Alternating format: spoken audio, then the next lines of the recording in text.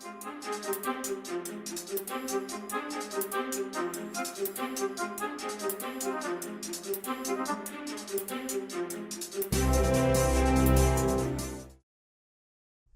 2K10 is one of those games that for whatever reason I just have very little memory of ever playing.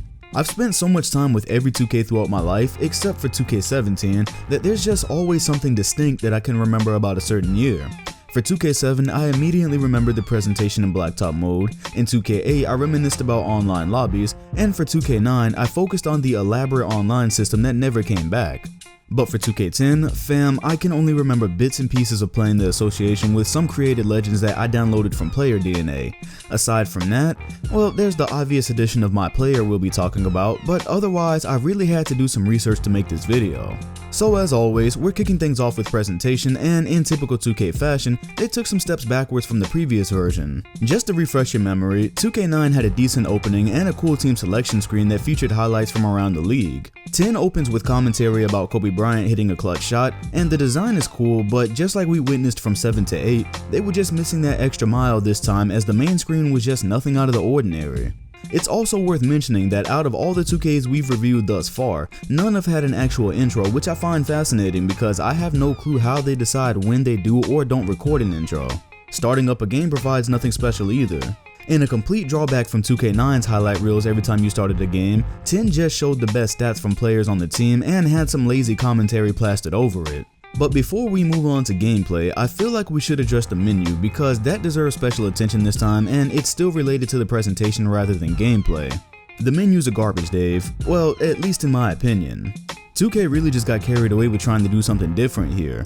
Every year the menus more or less stay the same, but this time they had these confusing grids where you had to hold the analog in the direction of the panel you wanted to access. For instance, if you wanted to get to game stats, you had to hold the analog to the left and then press X to get there.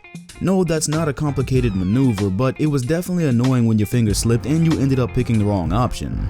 I did appreciate the creativity they were after by having pictures in each panel when you hovered over it, but the fact that they never tried anything like this again says everything you need to know about the quality of that idea. So now gameplay. As I said at the beginning of the video, I don't know what was going on in my life around 2009 and 10 for me not to remember anything about this game, but man, I just do not remember anything specific about the gameplay. I don't remember raging at it, I don't remember thinking it was the best I'd ever played, I don't remember playing a ton of people online, I don't remember the glitches or exploits, I simply remember nothing, I'm blank. Okay, actually that's a lie. I took a look at the 2K10 case I own because it did come with a special cover over the actual case, and lo and behold, it's ripped. And no, it's not because it's 8 years old and worn down by time. As you already know if you've seen me streaming, 2K brings out the absolute worst in me. I don't rage at any other video games, but when 2K does some BS, I snap.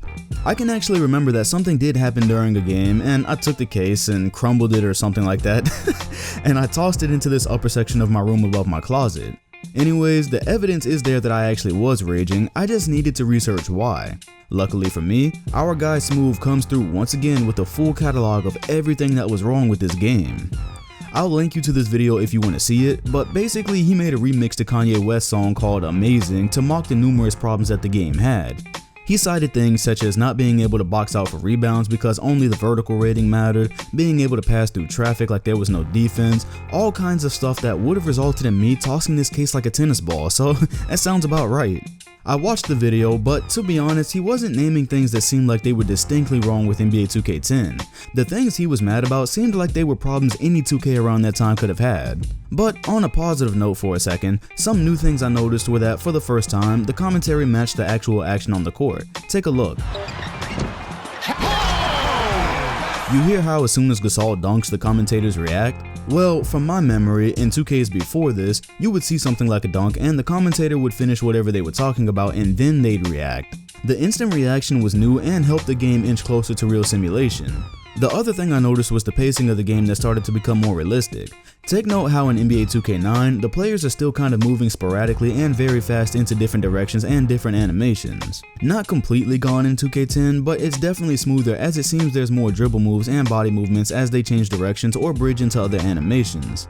This is something that pretty much improved in every 2K game since they were always adding thousands of animations into their library for the new games. Of course that directly affects the post moves because there's a lot of twisting and turning into different different animations, and that got significantly smoother as well, even if it was still far from perfect. New to this edition was the energy bar, so you couldn't just run around everywhere. I haven't taken great care to look into how energy worked in the past versions, but in 10, once that bar ran out, your player's stamina would start to be affected. I don't know how 2K9 worked, but man, could you imagine the turbo cheesers with no energy bars? Also, play calling improved as well. If you remember in 2K9, I noted that it was very basic. In this version, you still got the basic menu, but you could also call specific plays for specific players. It's hilarious to imagine what 2K was like before play calling. If you've seen me play, you know I do rely heavily on the movement those plays generate to get my offense going. And something you'll find pretty hilarious because it's the total opposite of what we have today, passing into the paint was apparently way too easy in 2K10. Chris Move used footage to suggest that defense was often soft in the paint and there wasn't good defense for the passing lanes inside.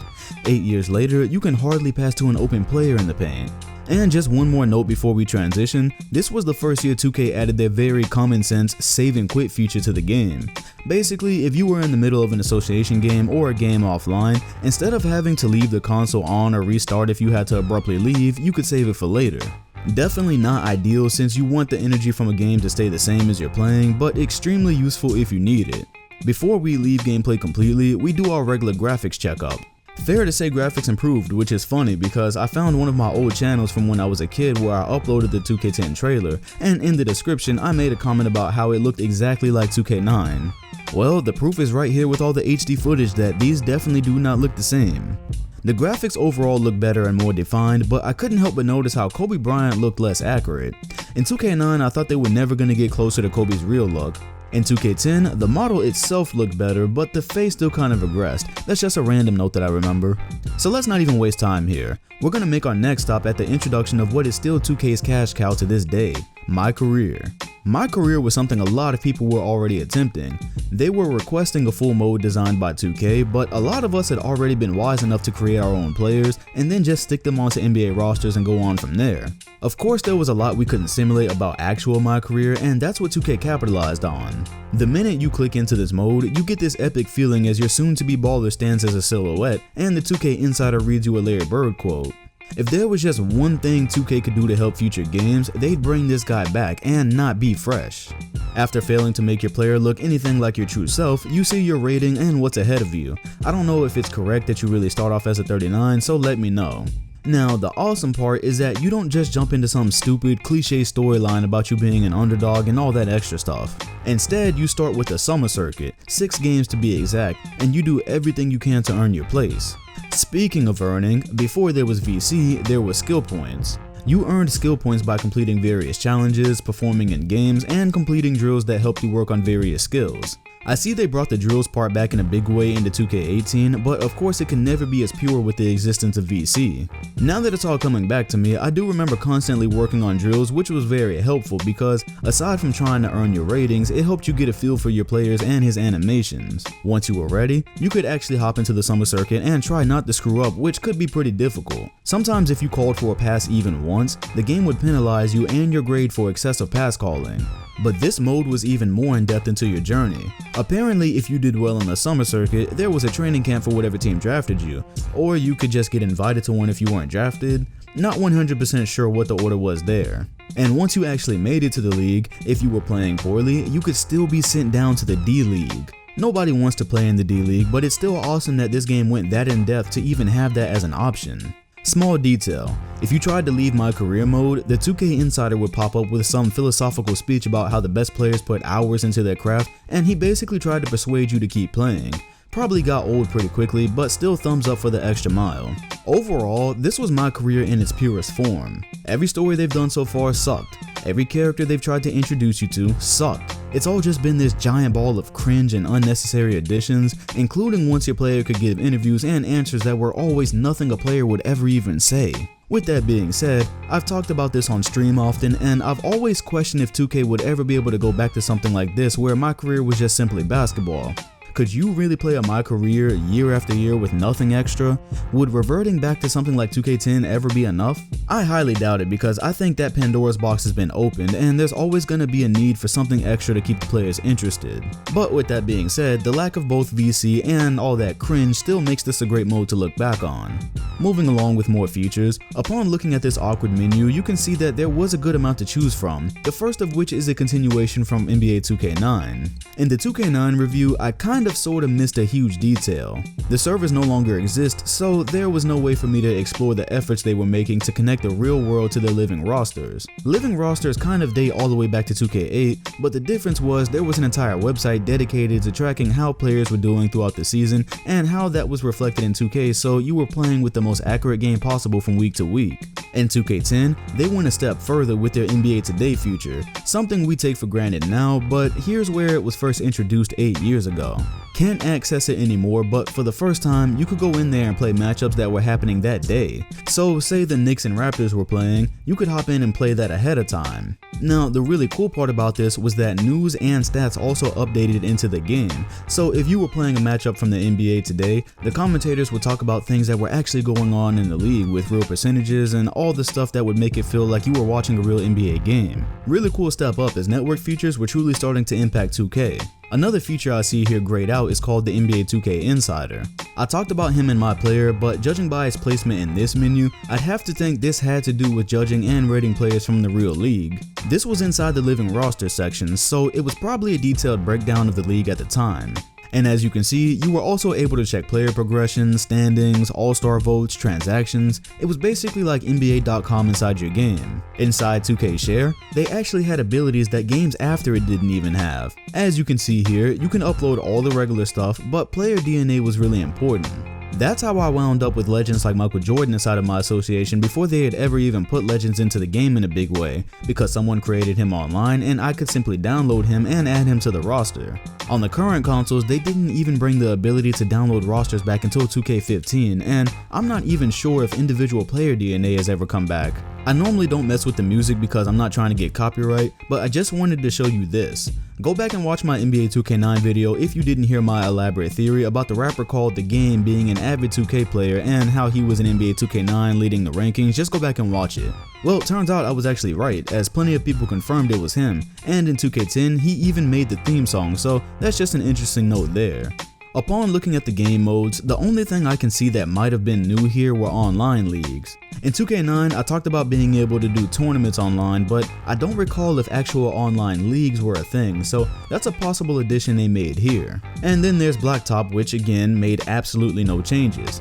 Dunk contest, 21, all your regular stuff that was already there. They didn't even change the dunk contest, it's practically a copy and paste from 2K9. And most of this entire mode is copy and pasted, except for one feature. When you play pickup games, you notice the ability to invite friends. That's awesome, and it's honestly something I never used even once. Playing Blacktop with your friends using real players would be cool even today. I wonder if you could use your MyCareer mixed in with real players against each other. Unfortunately, picking different levels never returned from 2K7, but at least they took the time to design a new one, unlike what they did from 17 to 18. Something useful that they don't even have today are the different practice modes. As you see, you could come here and work on anything from post moves to free throws. Perhaps people would actually use post moves if they could practice them here. Here lies the team up mode that I again somehow never used. MyCareer was all the rage in NBA 2K10 being their shiny new mode and all, and here you could also play crew mode, which I'm sure you know all about considering fans wouldn't rest until they brought it back. This was a fan favorite, but apparently it had tons of server problems like anything 2K tries to do online. But as far as ideas, they really hit as hard as they possibly could. One year they didn't even have MyPlayers, and now not only did they have an awesome MyCareer mode, but you could actually take him straight online to play against other people. Speaking of that, now we'll talk about online. First off, all that beautiful, elaborate bundle of online community that I talked about in 2K9, gone. As far as I can remember, no more lobbies, no more seeing where you were ranked, no more Team 2K, all of that awesomeness just went right down the drain. All that was there was simple quick matches against random people, and I don't even remember how you knew what your record was. As far as other online modes, there's plenty of evidence that none of them worked the way they were supposed to. All those team up modes, anything to do with multiple people apparently had server issues, no big surprises there. But when you look at the strides they were taking with modes overall, 2K10 was a huge step into modern 2Ks. Before this, as you can see in my other reviews, they were baby stepping into connecting the game to the real world. Now you had a full NBA Today mode, crew mode, pickup games, playing blacktop with your friends, expanding live-in rosters. For their 10-year anniversary, they were definitely taking giant steps into the type of internet-based game we have today. Speaking of steps, this was the first 2K game to have a special edition as far as I can tell. It came with a locker to hold your 2K games, and I desperately want it cause I have all the other special editions, but I am not paying $100 for a locker anytime soon. And now we rank. Presentation gets a 7 out of 10. It was nothing special, but there also wasn't anything bad about it either, just meh. Graphics get a 10 as this was simply improving on strides made from 8 to 9, and gameplay is also gonna get a 7. Through all the research I did, I was able to find many flaws with the game, but from what I can tell, it was just your typical 2K gameplay that had its fair share of issues. And finally, I'm gonna give features a 9, and that's heavily affected by all the new stuff that was added. The MyCareer, the NBA Today, all the features they had connected to online, it was definitely a year of additions and the modes were fun to play. But just like with most 2Ks, I couldn't give it a 10 because a lot of these features, especially the ones that were going online, they just did not work properly for a long time. That gives us a final score of 8.3, which sits it in second place right behind NBA 2K7 and just edges out 2K9 by 0.2 of a point. Keep in mind that in this series, what we're trying to do is create an archive of all the past 2Ks and all our memories, so if there's something that I missed or something that you think should have been in the review, leave it in the comment section because it's really hard to go back and capture all the memories that were made with these games. Let me know what you would have ranked it, let me know what you thought about NBA 2K10 in general, hit the like button, comment, and sub if you enjoyed, and hit the bell next to my name if you want notifications on future videos. Thanks for watching, and I'll see you guys on the next one.